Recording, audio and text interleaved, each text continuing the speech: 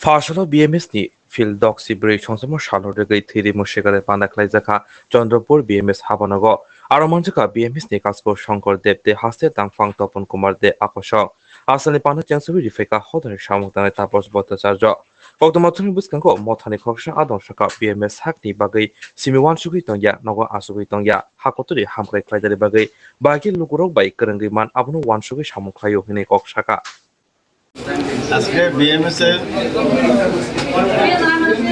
৬৮তম প্রতিষ্ঠা দিবসকে কেন্দ্র করে বিএমএস এর উদ্যোগে এই রক্তদান শিবির এটা একটা সামাজিক দায়বদ্ধতার উদাহরণ এবং বিএমএস শুধুমাত্র কর্মচারীদের নিজস্ব ভাবনা চিন্তা নিয়েই ব্যস্ত থাকে না, রাষ্ট্র নির্মাণে তাদের যে ভূমিকা এবং সেই ভূমিকা পালন করার ক্ষেত্রে সমাজের বিভিন্ন ক্ষেত্রে বিভিন্ন ধরনের মানুষের মধ্যেও যে তাদের কাজ করার দায়বদ্ধতা রয়েছে তারই একটা উৎকৃষ্ট উদাহরণ।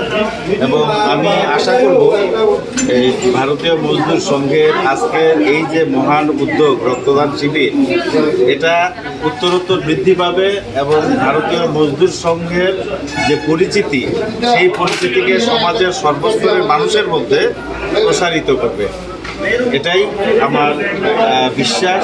এবং আগামী দিন ভারতীয় মজদুর সংঘের শ্রীবৃদ্ধি কামনা করি, তারা তাদের কাজের পরিধির ব্যাপকতা কামনা করি এবং আরও বেশি করে আরও বড় করে ব্যাপকভাবে রাজ্যের সর্বত্র এই রাজ্যের মজদুর সংঘের সঙ্গে যারা যুক্ত আছেন তারা এই ধরনের সামাজিক কাজে এগিয়ে আসবে, এই বিশ্বাস আমার। আগামীকালকে ২৩শে জুলাই ভারতীয় মজদুর সংঘের প্রতিষ্ঠা দিবস সারা দেশে উদযাপিত হবে। ত্রিপুরা রাজ্যেরও বিভিন্ন আমাদের এফিলিয়েটেড ইউনিয়নগুলি এবং জেলাতে এই কর্মসূচি নেওয়া হয়েছে, সামাজিক কর্মসূচিও অনেক রয়েছে।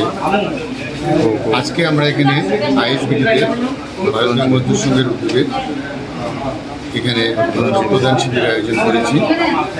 আর আগামীকালকেও বিলুনিয়াতে, তারপরে সিপাহীজলা ডিস্ট্রিক্টে রক্তদান শিবির হবে। আগামীকালকে বিকালে সারা রাজ্যে বিভিন্ন জায়গায় ফলসভার আয়োজন করা হয়েছে।